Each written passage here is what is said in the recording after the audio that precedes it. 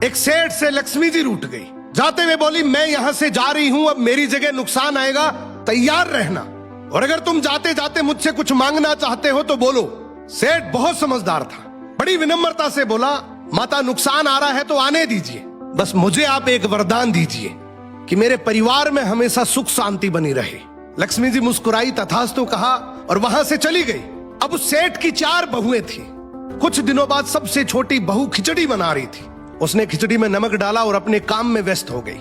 तभी दूसरी बहू आई और उसने खिचड़ी को बिना चखे ही और नमक डाल दिया और वो भी अपने काम में व्यस्त हो गई। ऐसे एक एक करते तीसरी और चौथी बाकी की 2 बहुएं भी आई, उन्होंने भी खिचड़ी को बिना चखे ही उसमें नमक डाल दिया। अब रात को सबसे पहले सेठ खाना खाने बैठा। जैसे ही उसने खिचड़ी का 1 चम्मच लिया, उसे महसूस हो गया कि इसमें बहुत ज्यादा नमक है और सेठ जी तुरंत समझ गए कि नुकसान आ चुका है। किसी से कुछ नहीं कहा, चुपचाप खिचड़ी खाई और चला गया। अब सेठ के बाद खाना खाने की बारी आई सबसे बड़े बेटे की। बेटे ने खिचड़ी का 1 निवाला लिया। उसने परिवार वालों से पूछा, पिताजी ने खाना खा लिया? उन्होंने कुछ कहा?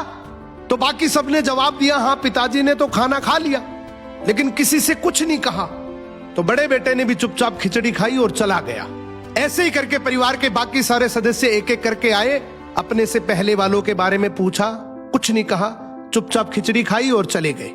अब रात को सेठ जी सो रहे थे, सपने में नुकसान आया और हाथ जोड़कर बोला, भाई मैं यहां से जा रहा हूं, मैं यहां नहीं रह सकता।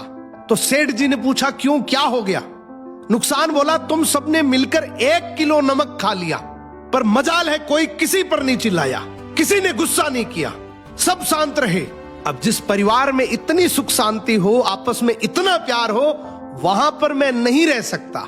निष्कर्ष कि जिंदगी है तो उतार चढ़ाव, दुख सुख, फायदा नुकसान सब चलता रहेगा, लेकिन जिस परिवार में आपस में लोगों में प्यार है, सुख शांति है, छोटे में आदर, बड़े में बड़प्पन है। इसे फैमिली के लिए 1